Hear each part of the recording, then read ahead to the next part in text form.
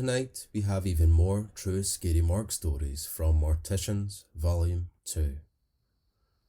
Thanks to all that are already subscribed, but if you haven't already, be sure to hit that button.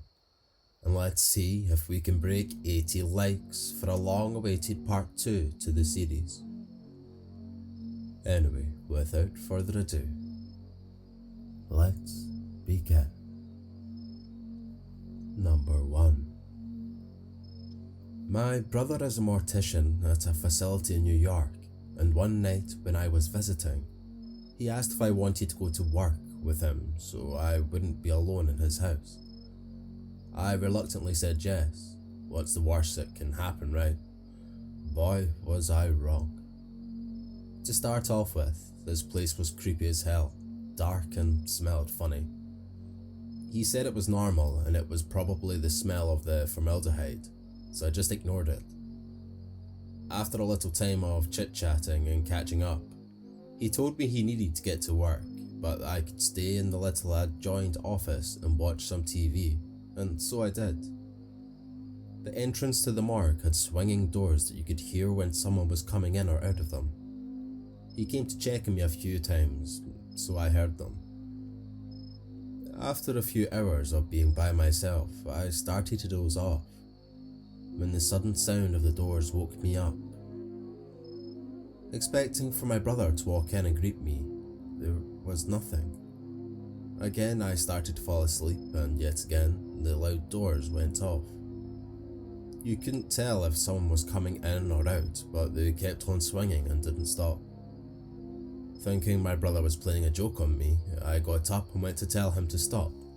But to my surprise, there was only a little girl standing there, playing with the doors, pushing them.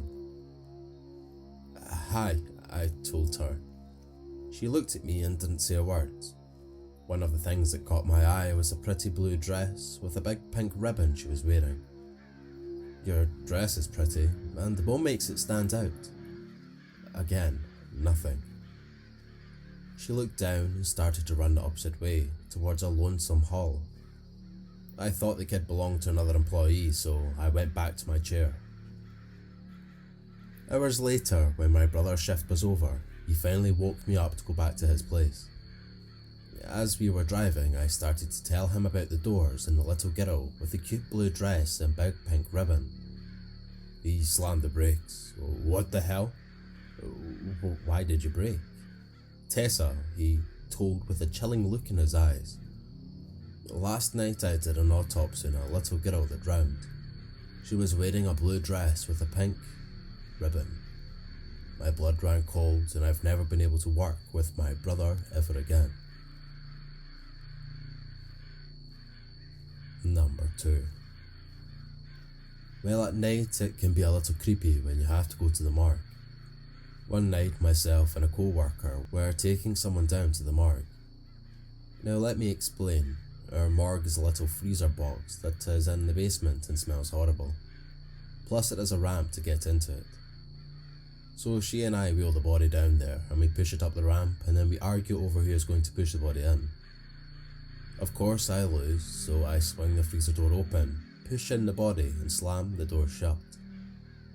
We start to fill out our paperwork when we both look up at each other and she says to me, "Did you hear that?" I said, I think so." We both turned and looked directly at the door and got cold chills as the hair on our arms were standing straight up. It sounded like someone was crying out for help from inside the freezer. We both looked at each other, and with tremendous fear, we ran out. Days later I was telling one of my friends, who is also a nurse on our floor, about the story.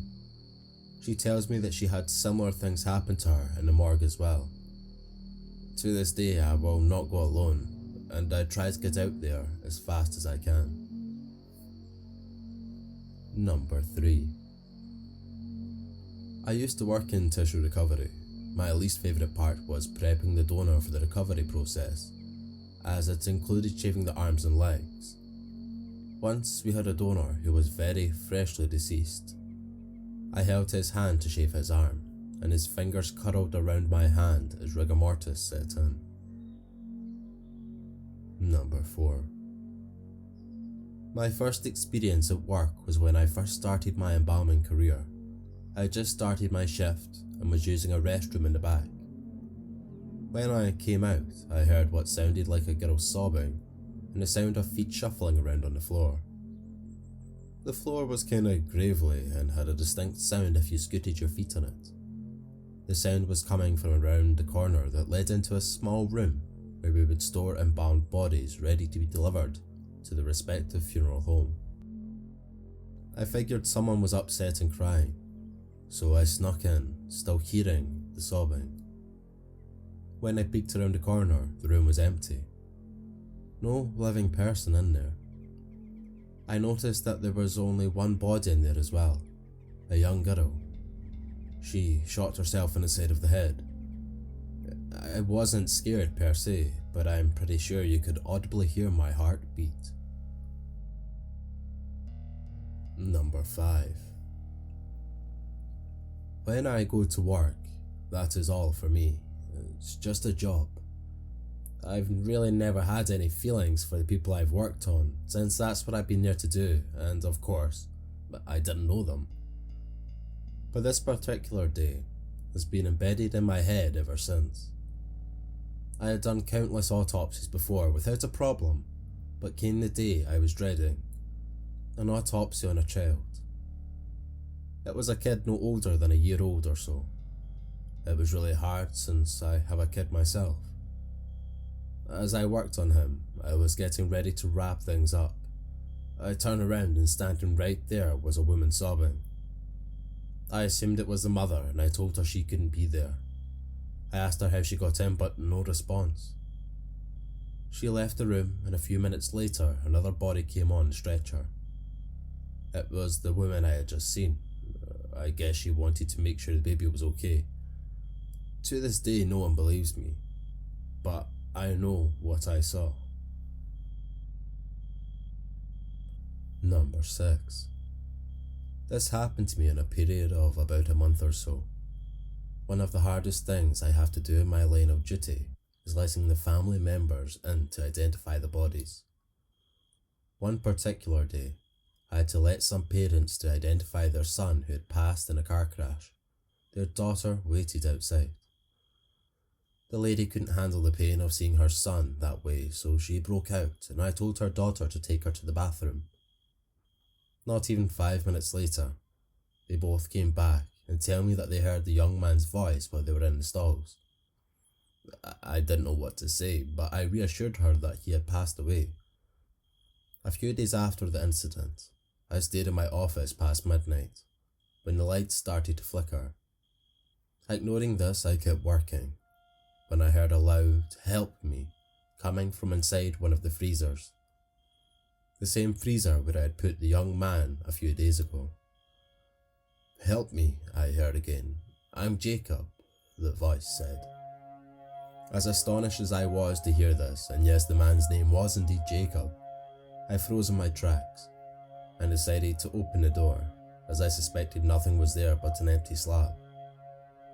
Blaming this on my lack of sleep, I went back to work and nothing happened until the following night. I went to the man's room, which is across the hall from the morgue, and while I was doing my business, a loud shriek came from the room, and yet again, "Help me, I'm Jacob." I came out as fast as I could and nothing was there. To this day, I wonder what would have happened if I had have asked Jacob what he needed help with. Number 7. I was heading home after a long night at work. I was exhausted. It had been a pretty heavy day. I don't know how I managed to get home, but I did. I'd worked on a young woman that night. She had caught my attention since she had these beautiful green eyes. That night at my apartment, I kept having dreams about that woman. I don't know why. I kept seeing her running from something or someone, but I couldn't see who it was. After a while of running after her, I finally caught up to her and I asked her what she was running from. She told me, "I'm running from my boyfriend, he wants to kill me." And the last thing I remember was seeing those big green eyes fade away in front of me. When I woke up the next day, The same woman was on my TV screen. They were looking for a boyfriend in connection with her murder. I never really told anyone about my experience, but I will never forget those beautiful big green eyes. Number 8. At times your imagination goes wild, especially if this is the first year working at a morgue, and here is my experience. Sure, just like any other person, I enjoy horror movies, but I never thought of them as being real, especially when it comes to the supernatural. There had been a big accident somewhere nearby. I live in a small town, and it was the 3rd month working there. So being one of the newbies, I had to show I was able to do this. It was a pile-up, and there were several bodies at once in the morgue. Since some of them came in as, pieces, and we had to put them back together like a puzzle.